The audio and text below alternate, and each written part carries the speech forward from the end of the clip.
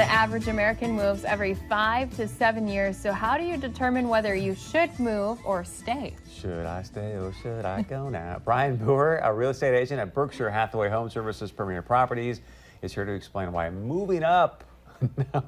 We're moving on up.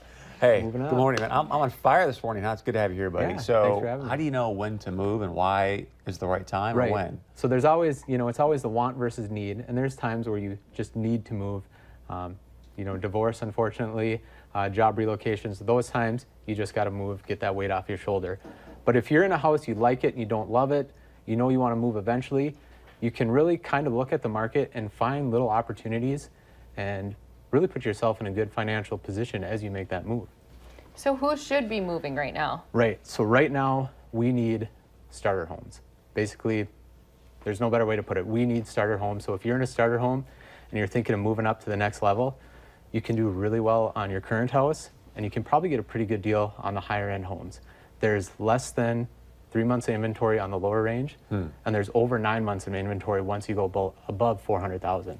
So you can really get picky up there.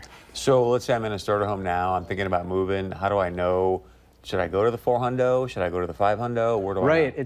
It's tough, and really, I always start with budget. I'm really conscious, tell people, look at your budget, don't overextend yourself. And, on TV they say moving's fun, there's all these shows that make it look, but honestly, it's not as fun as it looks to have your house look perfect every day and have strangers walking through it. So you got to have some sort of a goal. I hate mortgage insurance, so if you're in an opportunity where you can get rid of your house, have enough equity, and not have mortgage insurance, I think that's a good goal to shoot for. If you have student loans, credit cards, you can, make that your goal. Wipe those out, and, a lot of times you can get into a slightly nicer house and lower your payments. So remind people, how do you get rid of your mortgage insurance? So if you owe less than, you need to have 20% equity in your house. Otherwise, the bank's going to kind of penalize you. And the mortgage insurance, I just hate it because you're paying it, but it doesn't protect you. It's really just to protect the bank. So just get rid of it.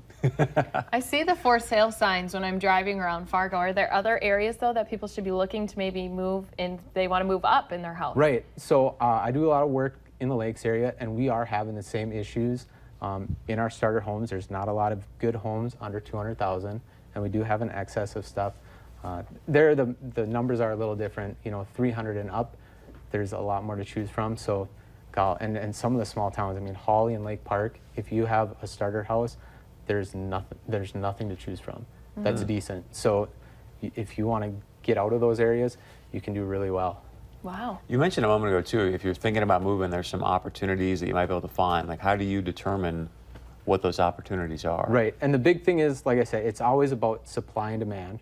So if you look at, hey, I have something that everyone wants, like a starter home, and I want to move to a spot where there's not that huge demand, that's where you can really make the good financial gains during your move. How do you define a starter home? Like 220 and lower, 250? In our area, 250 and lower. I just did a search, and that's where there's the biggest crunch. Once you start getting above 250, it starts to release a little bit. The FHA limits are around 290, so that's always a good cutoff too. So if people do want your help then to make sure maybe that they can take the most advantage they can of their getting rid of their starter home, moving on up, how can they reach out to you? All right, the easiest way is just by my cell, 218-850-2004. We have our own websites. Also do a lot of stuff on Facebook. Just look Bryan Buhr with Berkshire Hathaway on Facebook. You'll find a lot of good information there too. Perfect. Good to have you here, man. Thank you very much. Thanks for having me. All right, stick around. A lot more coming up right here, right after this.